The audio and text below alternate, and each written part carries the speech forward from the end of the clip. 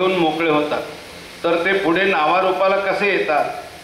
तो विषय जो अध्ययनार्थ सगळ्यांनी मिळून घेतलेला असतो त्या विषयात आणि काही उपविषय त्याच्यातच असतात, ते विषय ते बाहेर काढतात ॲज अ सायन्स म्हणून, आणि म्हणून ते सायंटिस्ट होतात आणि बाकीचे नुसते डिग्री होल्डर होतात.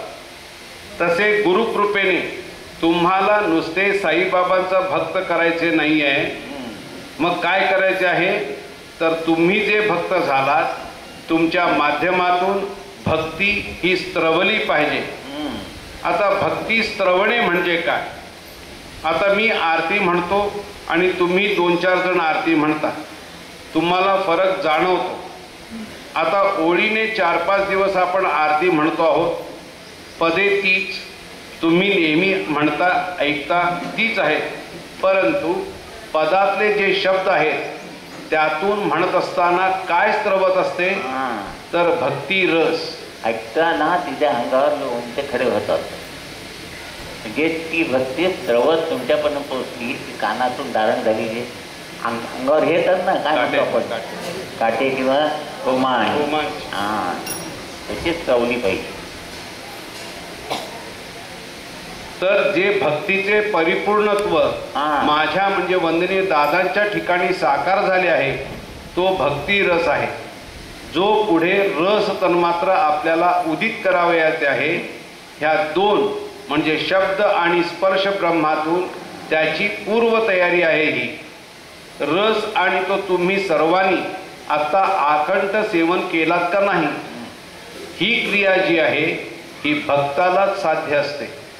भक्त हा जो कोणी आहे हा त्याच्या इष्ट नामीतत्वामध्ये एकरूप झाल्यानंतर ते नामीतत्व जे आहे ते त्याच्या ठाई किती एकरूप झाले ते ज्या वेळेला आपण त्या परमेश्वराचे गुणगान पदरूपाने किंवा आरतीने म्हणतो त्यावेळेला त्या आरतीतून ते दत्तगुरु माझे आई चरणसुख सदा देई असे म्हणायला लागले की तो रस जो आहे तो स्त्रवतो, तो तुम्हाला सांगताच येणार नाही.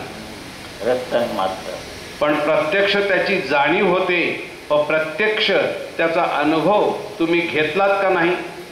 तेव्हा भक्त झालो म्हणजे भक्ती मार्गात जो प्रवेश केला त्याची पूर्णता येथे झाली नाही. जसे शालेय शिक्षणात तुम्ही शिकायला लागलात म्हणजे तुम्ही पदवीधर झाला नाही, तसेच तुम्ही भक्ती करायला लागलात म्हणजे तुम्ही भक्त झाला नाही. तर जशी तुम्ही ती भक्ती केली तशी ती तुम्हाला इतरांना देता यायला पाहिजे ना. म्हणजे भक्ती धारण करून ती इतरांना देता आली पाहिजे आणि तशी ती तुम्ही इतरांना दिली तर भक्ती ही रस रूपाने आसमंतात पसरवली पाहिजे. आपण म्हणतो की नाही, एखाद्या व्याख्यान दिलं त्यांची रसाळवाणी आहे म्हणतात, आणि म्हणजे शब्द स्पर्श रूपाने रस तो सांगता येत नाही पण भावतो, तो कळतं. आता अशी ही जी क्रिया ही साध्य होण्यासाठी भक्ती हा जो विषय आहे किंवा मुलाखत हा जो विषय आहे हे जे काही एक ब्रह्म आहे त्याच्यामध्ये अधिक उपविषय आहेत म्हणून सांगितले. शास्त्रज्ञ कोण होतात? सगळेजण एकच विषय घेतात, त्या विषयात अनेक काही विषय आहेत. तसे तुम्ही जी काही मुलाखत गेले 10 दिवस ऐकली किंवा ऐकता आहात त्यात अनेक काही उपविषय आहेत की जे त्या मूळ विषयाशी संबंधित व मूळ विषयाला पोषक ते तुम्ही आपोआप बाहेर काढू शकता. प्रत्येक शब्द व प्रत्येक वाक्य हे जर गुरुमुखातूनच तुम्ही ऐकायचे ठरवले तर गुरुंना तुमचीच सिद्धता करून देण्याव्यतिरिक्त दुसरे कार्य नाही आहे का? आज तुम्ही जसे सर्वसिद्ध आहात तशी अजून काही मंडळी आहे की ज्यांना सिद्ध म्हणजे काय हे माहीत नाही. तुम्ही आज सर्वसिद्ध आहात पण ज्याला अजून भक्ती म्हणजे तिचा श्री कळला नाही तिथे आपल्याला प्रवेश करावयाचा आहे म्हटल्यानंतर तुम्ही आज सर्वसिद्ध आहात, त्या सिद्धतेची सिद्धता अनुभवण्यासाठी तुम्ही सिद्ध व्हायला पाहिजे ना. तर तुम्ही जे सिद्ध आहात त्याची सिद्धता तुम्ही अनुभवून ती सिद्धता इतरांच्या कल्याणार्थ किंवा इतरांना कशी देता येईल, म्हणजे हे काय आहे तर गुरु शिष्याचे जे एक प्रेम असते ह्याला प्रेम नाही म्हणत.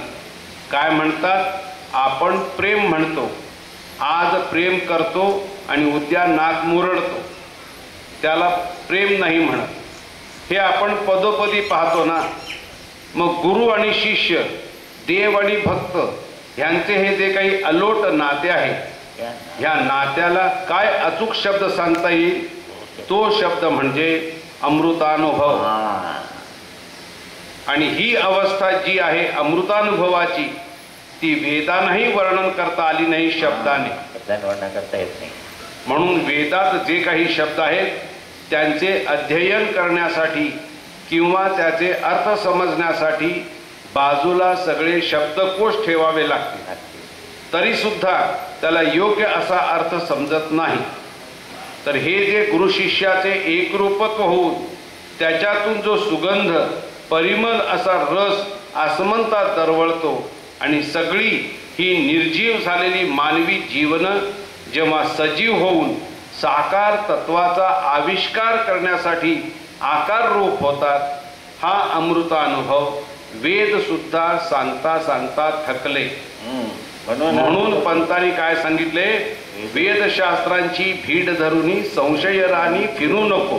गुरु दैवत अन्न नाही कल्पित देवा किंवा हे सागरा संगे नदी बी घडली, बिघडली नव्हे. काय सागरा संगे नदी बी घडली, नदी बी घडली सागराची झाली.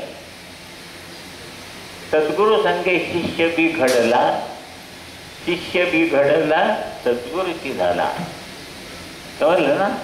हां, ते हळूहळू होतं आहे. ते सगळ्यांना आता गुरु केलंय, सगळ्यांनाच केलं ते. म्हणजे एकदा एक मार्ग घातला की त्याला किती खर्च आला, किती पोहोचवतं वगैरे चौकशीला जात नाही आपण. कमी रस्ता झाला की त्याचे काय पैसे द्यायचे ते त्या मार्गावर जाऊ शकतो. म्हणजे सिद्धता दादा सगळी केली आहे, त्याच्यावर सगळ्यांना घेऊन गेले ते आणि सगळ्यांना त्या अवस्थेचा लाभ करून दिला आहे. तुम्ही केवळ अर्ध्या तासाची साधना करायची आणि हे अनुभवायचं. अनन्य भावे शरण मी आलो, वेदात शोधायला जाशील, जन्माचे वाटोळ करशील. आणि यामध्ये दोन गोष्टी आहेत.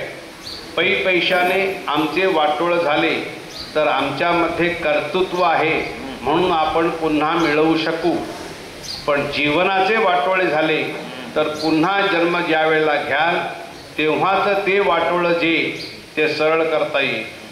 म्हणून जगतात एक आहे की अन्य ठिकाणी तुम्हाला तुमचे प्राक्तन जे आहे ते ढासळले तर नव्याने उभारण्यासाठी तुम्हाला अनेक वार संधी आहे. म्हणून पंतांनी म्हटले, अनेक सुकृतांची गाठी तैसी सद्गुरूची भेटी. अनेक जन्माची. आता मी तेच म्हटलं, इतके लोक जगात आहेत, एवढेच का आले, विचार करण्याची गोष्ट आहे की नाही.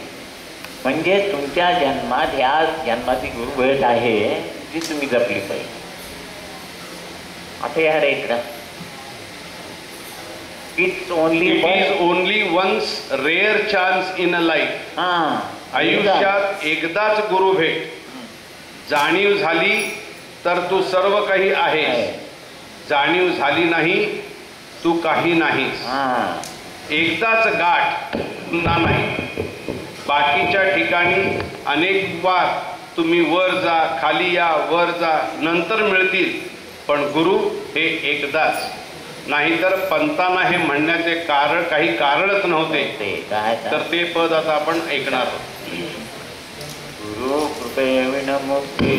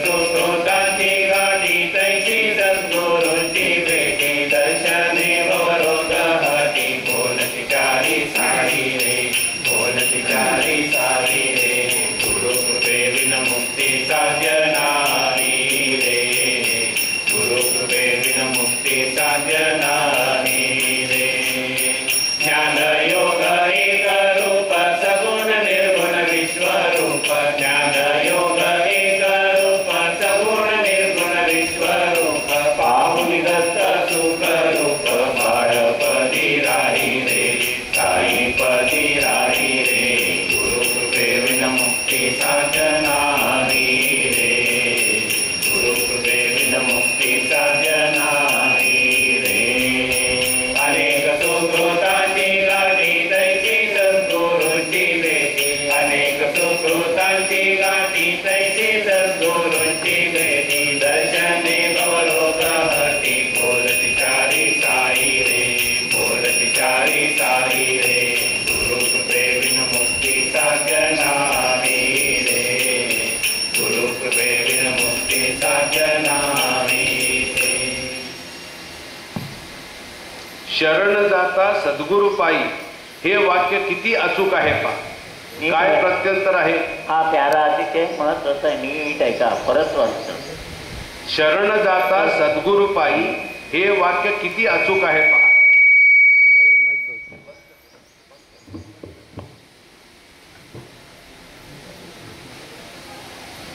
मी सद्गुरूला शरण गेलो व ते नामी तत्व माझ्या ठिकाणी जे धारण झाले त्यामुळे पुढची अवस्था म्हणजे आत्मरूप ठाई ठाई भरले दिसे पाहिरे म्हणजे सद्गुरू माझ्या ठाई ब्रह्मरूप म्हणून वास करते झाले. दादा सांगताय तेच तत्व जे माझ्या ठिकाणी तेच आज इतक्या सर्वांच्या ठिकाणी सबंध भक्तगणांच्या मध्ये साकार झाले. म्हणून आत्मरूप ठाई ठाई भरले दिसे पाहिरे सगळे अर्पित दिसायचं. म्हणजे माझ्या ठिकाणी जे आहे तेच तुमच्या ठिकाणी ह्या अवस्थेलाच अहम ब्रह्मास्मी म्हटलेले आहे. सगळं म्हणजे सगळीकडे एकच आत्मा अहम ब्रह्मास्मी म्हणजेच सर्वाभूती आत्मा एक असे जे म्हणतो त्याचा अर्थ हा की माझ्या जवळ आहे कारण मी त्याला अनन्य भावाने शरण गेलो म्हणून माझ्या जवळ आहे आणि तुम्ही कारणापुरतेच शरण आलात म्हणून तुमच्या जवळ नाही. हा भेद आणि भाव म्हणजे भेदभाव सद्गुरूंच्या पाशी नाही. जे मला दिले आहे तेच तुम्हाला दिले आहे. आता देण्याची क्रिया जी आहे ही मुक्त हस्ताने एकदाच केलेली आहे. ज्याला त्याचे मूल्य वाटेल तो मौल्यवान, ज्याला मूल्य वाटणार नाही तरी ते लेणं आहे.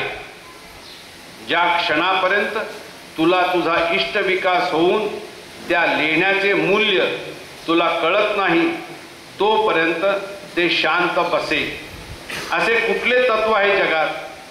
घरात वडिलांचे मुलगा जर ऐकत नसेल तर वडील स्वस्थ बसतील का. इथे गुरु पहा जे अमौलिक असे गुरु कृपाशीर्वादाचे लेणं हे तुम्हाला मुक्त हस्ताने दिले आहे. विचारले नाही तू पात्र आहेस का अपात्र आहेस ते घे. आपण घेतले ते जे घेतले ते मौल्यवान आहे ही जाणीव केव्हा होईल. त्याचे मूल्य हे आपण मानले तर. आणि जर तुम्ही मानले नाही तरी ते तुमचा अनादर करणार नाही. किती महत्वाचं आहे बघा. ते तुम्ही मानलं नाही तरी अनादर करणार नाही. ते शांत बसून राहील तुम्हाला जाणीव होईपर्यंत. असं कुठं तत्व आहे जगात. ते तुम्हाला ती अवस्था प्राप्त होऊन त्याचे मूल्य किंवा ते किती मौल्यवान आहे ही जाणीव जेव्हा तुम्हाला होईल तोपर्यंत ते तुमच्या ठाई स्वस्थ बसून राहते. अशी अवस्था ह्या त्रिभुवनामध्ये कोणाचीही व देवाचीही नाही आहे. म्हणून वेदांनी उपनिषदांनी ब्राह्मण ग्रंथांनी अरण्यकांनी सगळ्यांनी सगळी क्रियाकर्मे सांगितले. स्नानसंध्येपासून यज्ञयागापर्यंत आणि शेवटी वेदाला एकच म्हणावे लागले, गुरुर्ब्रह्मा गुरुर्विष्णू गुरुर्देवो महेश्वरः गुरु साक्षात परब्रह्म तस्मै श्री गुरवे नमः. म्हणजे गुरु एकच ब्रह्म. काय करावे लागले शेवटी वेदाला? आम्ही आहोत, परंतु साक्षात कोण आहे? साक्षात परब्रह्म कोण आहे? ज्याच्या ठिकाणी तीनही अवस्था ह्या हात जोडून उभ्या आहेत, असा आहे कोण त्रिभुवनात? आम्ही नाही, तर साक्षात गुरु आहे. इतका अधिकार सांगितला आहे. हा नुसता अधिकार नाही सांगितला, तर वेद हे आपला अधिकार पठण करणाऱ्या व्यक्तीच्या ठिकाणी अहंकार निर्माण करतात. काय? तर मी दशग्रंथी आहे, मी घनपाटी आहे, मी अमुक आहे, तमुक आहे.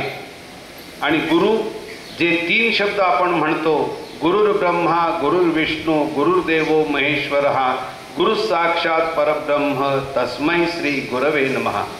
तर जे परब्रह्म तीनही अवस्थेचे युक्त आहेत आणि ज्या तीन अवस्था या अनंतव्यापी विश्वाला सांभाळत आहेत व त्याचा अनुभव देत आहेत, काय महिमा आहे?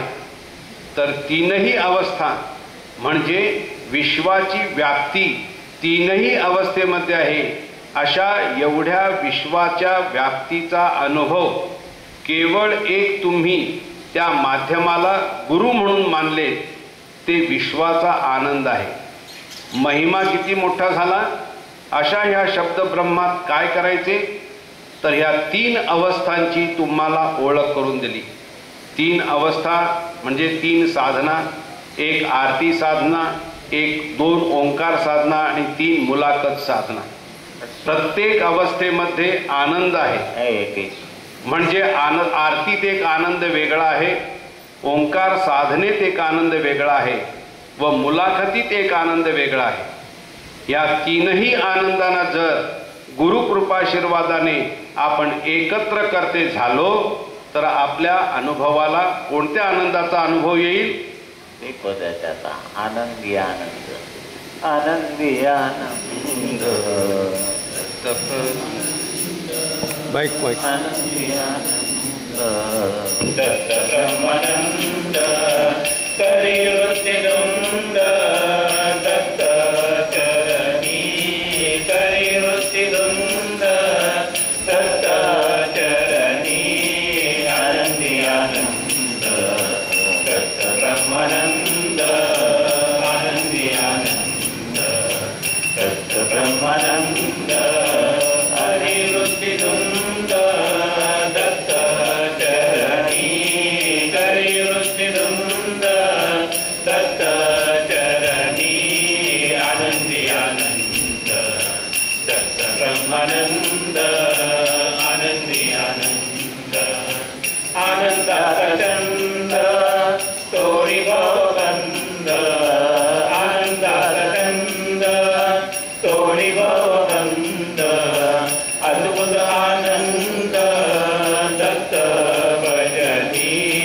अद्भुत आनंद दत्त भजनी आनंदी आनंद.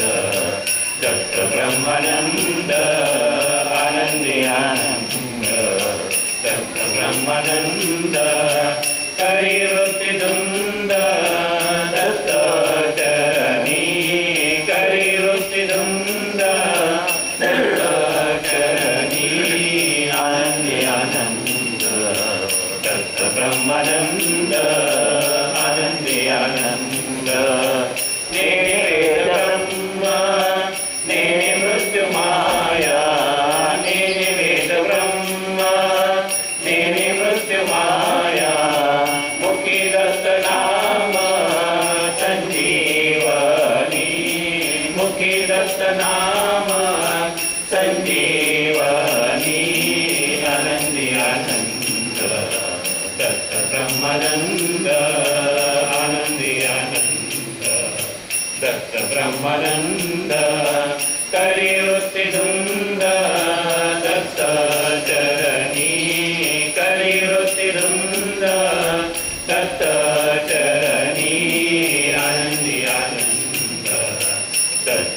ब्रह्मानंद आनंदी आनंद दत्त स्वर्गकंद दत्त योगी वृंद दत्त स्वर्गकंद दत्त योगी वृंद दत्त मुक्तानंद अवधूत तुम्ही दत्त मुक्तानंद अवधूत तुम्ही आनंदी आनंद दत्त ब्रह्मानंद आनंदी आनंद दत्त ब्रह्मानंद कलिवृत्तिदुंद दत्त चरणी कलिवृत्तिदुंद दत्त चरणी आनंदी आनंद दत्त ब्रह्मानंद आनंदी आनंद हे तीनही आनंद जर एकरूप झाले तर आपल्याला कुठल्या आनंदाचा लाभ होईल? तुम्ही म्हणता मुक्तानंदाचा लाभ होईल. पण मुक्तानंद म्हणजे तरी काय? समजा आपल्या डोक्यावर काही कर्ज आहे, त्याची परतफेड झाल्यानंतर आपण समाधानी होतो. आज आपण कसे आहोत? कोणाच्या कर्जात नाही. देहाला झालेला आनंद हा प्रत्येकाने अनुभवलेला आहे, पण आत्म्याला झालेला आनंद कोणी अनुभवला आहे का? तर ह्या तीनही अवस्थेमध्ये गेल्यानंतर आत्मा असा समोर येऊन दर्शन देतो तुम्हाला. तो मुक्तानंद व तो आत्मा सांगतो की माझ्या जन्ममरणाच्या फेऱ्यात अडकलेला मी आज या तीनही आनंदाने तू मला मुक्त केलेस. आज माझी जीवनसृष्टीतली धारणा जन्म घेण्याची ही संपून मी मुक्तानंद अवस्थेचा जो अमृतानुभव आहे तो गुरुकृपेने अनुभवला. आणि हे मुक्ती मुक्ती म्हणून चारही वेद बोंबलत आहे. काही कळत नाही की मुक्तावस्था म्हणजे काय. तर तीन आनंद म्हणजे तीनही अवस्थांचे परिपूर्णत्व काया वाचा आणि मन, आणि ह्याच्यातच जीव गुंततो. ते परिपूर्णत्व झाले की जसा आंबा पिकला की त्यातली कोय चाचपून बघावी लागत नाही, तर आंबा दाबल्यावर फट दिशी बाहेर येते. तसे ह्या तीन अवस्थांचे एकरूपत्व झाले की नीट आहे का हे? तीन अवस्थेतला आनंद ह्या देहाला कवटाळतो. सट दिशी जीव बाहेर येऊन उभा राहतो व म्हणतो कृतार्थ झालो, आज तू मला मुक्त केलेस. अशा अवस्थेला आज तुमच्या नकळत सहज एक केवळ गुरुकृपेला तुम्ही शरण गेलात म्हणून तुम्हाला प्राप्त झाले. देव मुक्त करत नाही, तुमचं तुम्ही मुक्त व्हायचं आहे म्हणून गुरु केल्याशिवाय मुक्तता होत नाही किंवा गुरु करायचं. या आनंदाचं लेणं तुम्ही भवितव्यामध्ये तुम्हाला आणि जगतातील इतरांना देण्याचा हा कर्तव्य कारण कार्यभाव आहे. हेच मागणे आता इतप्पर मागायचे आहे. म्हणून पंतांनी काय सांगितले तर वेडा करी मज आता मागणे तुझे एक दत्ता. आता वेडा म्हणजे मेंटली डिफेक्टेड नव्हे किंवा वेडा नव्हे तर एकच वेड लागू दे, म्हणजे नितध्यास की तुझ्या चरणाचे कार्य करण्यासाठी माझे हे आयुष्य कसे खर्च होईल. वेडा कर म्हणजे ही भवभ्रांती जी आहे त्याचा मला विसर पडू दे, तुझा नाही. अरे तुझा जर विसर पडला तर नाही चालणार, कारण देवाचाही विसर पडला तर तू कार्य काय करणार. म्हणून हे पद आहे. मागणे तुझ एक दत्ता, मागणे तुझ एक दत्ता, वेडा करी मज आता. म्हणा वेडा करी मज आता. मागणे तुझ एक दत्ता, मागणे तुझ एक दत्ता, वेडा करी मज आता. वेडा करी मज आता. हे म्हणजे वंदन मजला न लगे मुळी, वंदन मजला न लगे मुळी, निंदा करू जन सतता, निंदा करू जन सतता. एक दत्ता मागणे तुझ एक दत्ता वेळा करी मज आता वेळा करी मज आता माझे स्मरण मला न लगे माझे स्मरण मला न लगे आठवलो जनचिता आठवलो जनचिता मागणे तुझ एक दत्ता मागणे तुझ एक दत्ता वेळा करी मज आता वेळा करी मज आता आहे नाही सर्वही बुडो आहे नाही सर्वही बुडो ऐक स्वरूपी भजू दत्ता ऐक स्वरूपी भजू दत्ता मागणे तुझ एक दत्ता मागणे तुझ एक दत्ता वेळा करी मज आता वेळा करी मज आता तर हा जो ब्रह्मानंद आहे, आहे.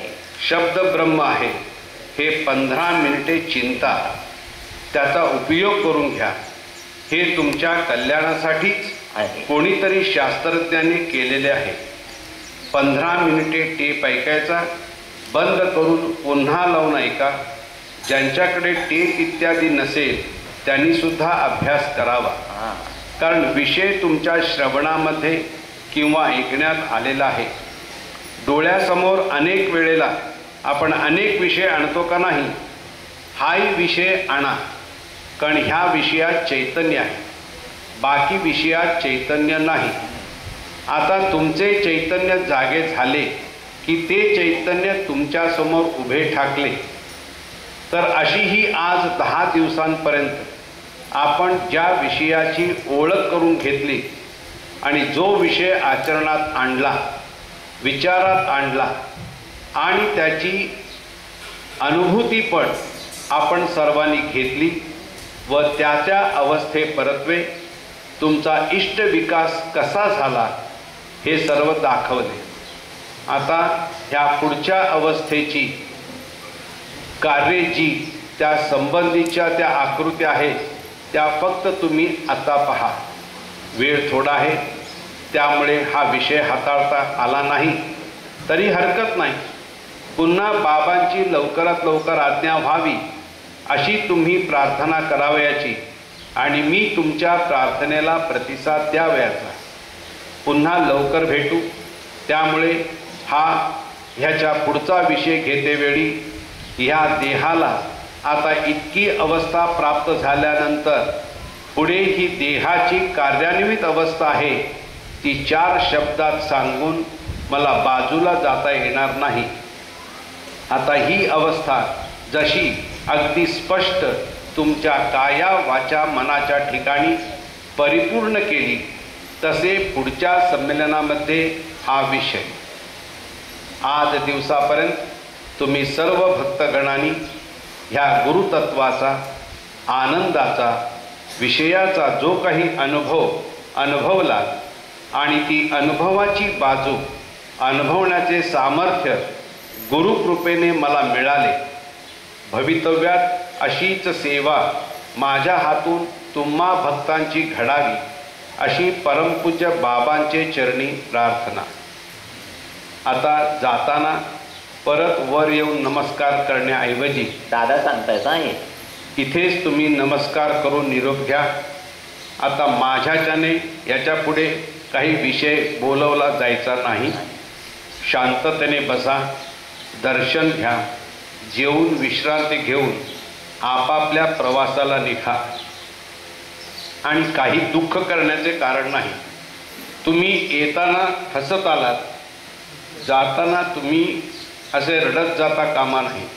कारण तुम्ही काय घेऊन चालला आहात याचा विचार करा. आपण काय घेऊन चाललो आहे हा निरोप नाही आहे किंवा ह्याला तुम्ही निरोप नाही म्हणू शकत. काय घेऊन चाललो आहे? गुरुकृपेचा ठेवा घेऊन चाललो आहे. आणि तो घेऊन जात असताना तुम्ही रडता म्हटल्यानंतर मी काय करायचे असं. शुभम भवतु. सच्चिदानंद सद्गुरु साईनाथ महाराज की जय. श्री गुरुदेव दत्त सदानंदाचार्य को सच्चिदानंद सद्गुरु श्री पंत महाराज की जय.